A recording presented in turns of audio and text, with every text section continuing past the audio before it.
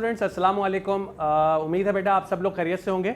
Last time हमने last session के अंदर फर्स्ट इक्वेशन ऑफ मोशन तक पढ़ लिया था, तो आज के इस लेक्चर के अंदर बेटा इंशाल्लाह फुल एनर्जी के साथ मैं आप लोगों को सेकंड इक्वेशन और थर्ड इक्वेशन पे लेकर इंशाल्लाह हम इसको अख्ताम करेंगे, अपने इस सेशन को कंप्लीट करेंगे सेकंड और थर्ड इक्वेशन के साथ, जो कि बहुत इंपॉर्टेंट है एग्जाम के पॉइंट ऑफ व्यू से, और जिसमें आप लोगों ने इस बात का भी ध्यान रखना है बेटा ये डेरिवेशन किस तरह से होगी। तो कोशिश मैं कर रहा हूँ इन डेरिवेशंस को पहले से बोर्ड पे ना लिखवाऊँ, साथ ही साथ आप लोगों को समझाता हुआ चला जाऊँ, ताकि वो आप लोगों का एक अच्छे से माइंड मेकअप हो जाए और ये चीज़ दिमाग में रजिस्टर्ड हो जाए और भूले ना कभी, और उसके अच्छे कॉन्सेप्ट बन जाए।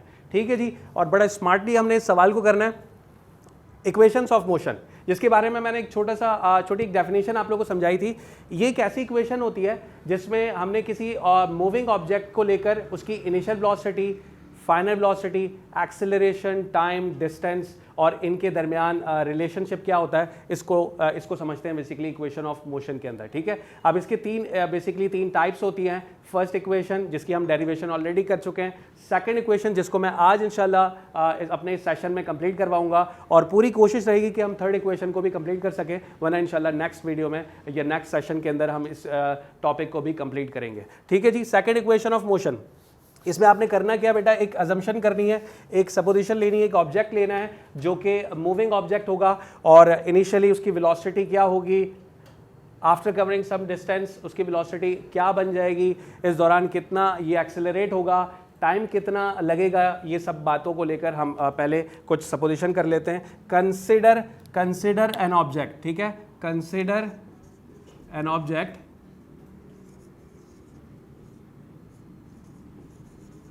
ठीक है। कंसिडर एन ऑब्जेक्ट, इसका मतलब ये हुआ कि मैं एक ऑब्जेक्ट कंसिडर कर रहा हूं, वो मैं यहां पर बना देता हूं बेटा, ये एक ऑब्जेक्ट है। ठीक है। और consider an object moving with an acceleration, moving with an initial velocity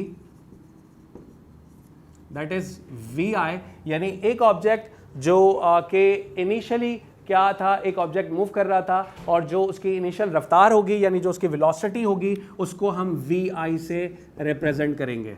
ठीक है जी।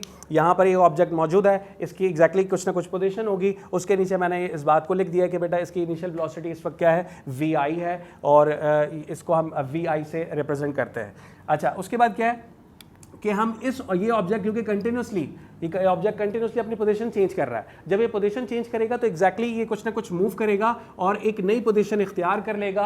इस दौरान ये एक डिस्प्लेसमेंट कवर करेगा, एक डिस्टेंस कवर करेगा। तो मैं इसकी नई पोजीशन यहाँ पर बना देता हूँ बेटा। ये एक ऑब्जेक्ट जो कि यहाँ से मूव होता हुआ अब एक नई पोजीशन पर आ चुका है, और इसकी जो फाइनल वेलोसिटी यहाँ पर आ चुकी है वो आ चुकी है vf, और इसने कितना डिस्टेंस कवर किया उसको मैंने s से रिप्रेजेंट कर दिया। एग्जैक्टली जब बॉडी एक्सेलरेट होती है तभी तो उसकी वेलोसिटी में चेंज आता है, तो जो एक्सेलरेट होगी बॉडी उसको मैंने यहाँ लिख दिया कि बेटा एक्सेलरेट होगी, और इन टाइम t ये जो चेंज आएगा कितने टाइम के अंदर आएगा उसको हम स्मॉल t से रिप्रेजेंट करते हैं। तो अब ये डायग्राम तो आप लोगों को बहुत अच्छे से क्लैरिफाई हो गई होगी। अब इसकी जो वर्डिंग्स है इसको भी कंप्लीट कर लेते हैं कि हमने क्या कुछ किया इसमें। Consider an object with an initial velocity vi, moving with an initial velocity vi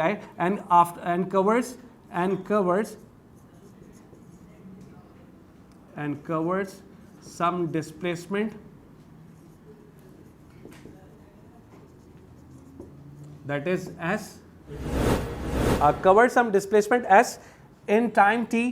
ठीक है। कितना टाइम लगेगा इस बॉडी को अपनी पोजीशन चेंज करने में, वो कितना फ्रेमवर्क या कितने टाइम के अंदर ये सब चेंज आ रहा होगा, उस टाइम को हम रिप्रेजेंट करेंगे स्मॉल t से।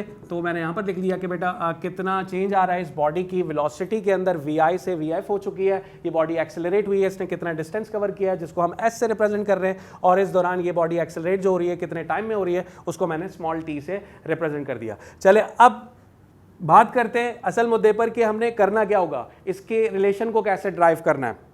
ये सारी चीज़ें तो समझ में आ चुकी हैं, तो पहले हम बात करेंगे एक्सेलरेशन की डेफिनेशन से। एक्सेलरेशन की जो बेसिक डेफिनेशन है, तो मैं यहाँ पर लिख रहा हूँ बाय डेफिनेशन ऑफ एक्सेलरेशन। तो क्या बताया था एक्सेलरेशन ने, एक्सेलरेशन क्या होता है बेटा, एक्सेलरेशन होता है जब वेलोसिटी में चेंज आता है टाइम के साथ साथ, तो change in velocity in time t, ठीक है, यही कहलाता है एक्सेलरेशन, ठीक है, यही कहलाता है आपका एक्सेलरेशन। और अगर आप इसे सिंबलिफिकेशन फॉर्म में शो करेंगे तो एक्सेलरेशन के लिए हम स्मॉल a यूज़ करते हैं, जबकि चेंज इन वेलोसिटी के लिए हम डेल्टा v यूज़ करते हैं और टाइम के लिए स्मॉल t यूज़ करते हैं। तो ये फॉर्मूला है बेसिक एक्सेलरेशन का। अब हम क्या कर सकते हैं कि भाई डेल्टा v की जगह पर हम क्या करेंगे, एग्जैक्टली एक चेंज है, तो चेंज का मतलब हुआ कि vf minus vi divided by t। यहाँ पर टाइम एग्जैक्टली हमें पता है यार, मैथ्स में ये सब चीज़ें बहुत बेसिक लेवल पर हम पढ़ के आ चुके होते हैं। कोई चीज़ एक तरफ मगर मल्टीप्लाई या डिवाइड हो रही होती है, दूसरी जानिब अगर एक यहाँ पर डिवाइड हो रहा है टाइम, तो दूसरी जानिब आके क्या हो जाएगा, मल्टीप्लाई हो जाएगा। तो यहाँ पर टाइम आगे आपके पास एक्सेलरेशन से क्या हो जाएगा, मल्टीप्लाई हो जाएगा, ठीक है जी। अच्छा, अब हमने करना क्या है, यहाँ से वी एफ को अलग करना है। वी एफ को अगर अलग करना चाहते हो बेटा, वी एफ के साथ जो कुछ लिखा हुआ है वो सब दूसरी तरफ ले जाओ। वी आई यहाँ पर माइनस हो रहा है, इस तरफ आके ए टी के साथ क्या हो जाएगा, प्लस हो जाएगा। तो ये आपके पास फर्स्ट इक्वेशन ऑफ मोशन का फॉर्मूला है जो हम ऑलरेडी ड्राइव करके आ चुके हैं।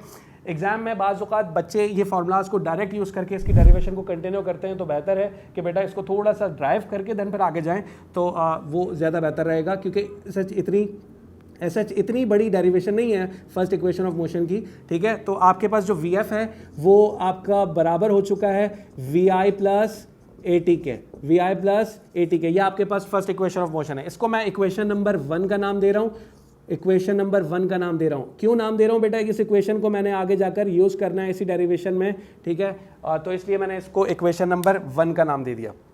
अच्छा, अब सेकंड कॉन्सेप्ट या सेकंड कंपोनेंट हम कौन से अप्लाई कर सकते हैं इस डेरिवेशन में, वो ये हो सकता है कि सिंपल जो आपके पास एवरेज वेलोसिटी का फॉर्मूला होता है, एवरेज वेलोसिटी का, तो वो फॉर्मूला क्या होता है, एवरेज वेलोसिटी।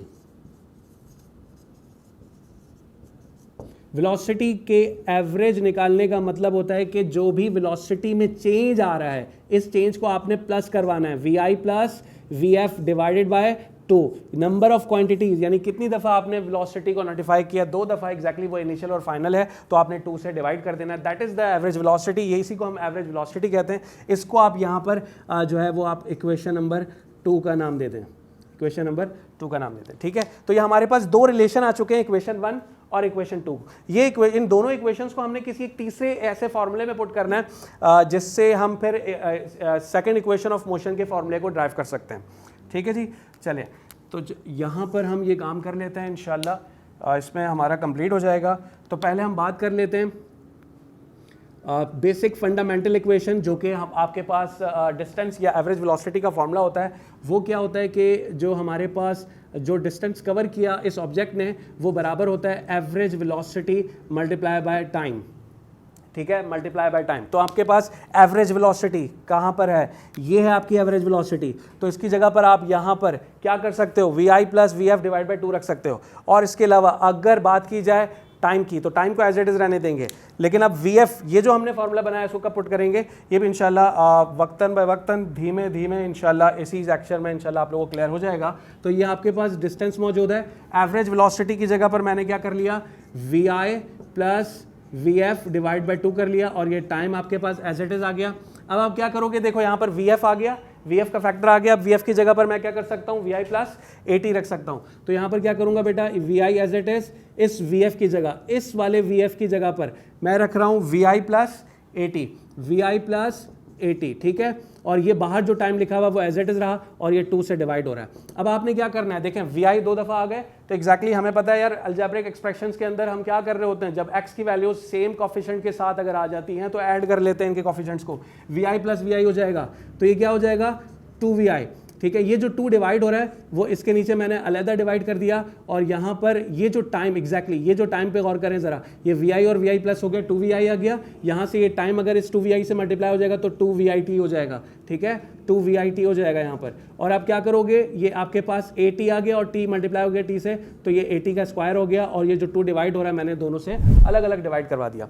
अब देखें, अब आप क्या कर सकते हैं बेटा, देखें कुछ अगर कैंसिल हो रहा है, एग्जैक्टली आप लोग सही सोच रहे हैं, ये 2 इस 2 के साथ कैंसिल आउट हो सकता है, एग्जैक्टली मैं इसको कैंसिल कर लूंगा तो क्या बचेगा मेरे पास, वी आई टी प्लस यहाँ पर ये जो आपके पास ए टी स्क्वायर अपॉन 2 बच रहा है, क्या हम इसे 1/2 AT स्क्वायर लिख सकते हैं जी, बिल्कुल लिख सकते हैं एग्जैक्टली क्योंकि AT स्क्वायर अगर इस 1 से मल्टीप्लाई होगा तो वही रिजल्ट आएगा जो हमारे पास पहले मौजूदा रिजल्ट था।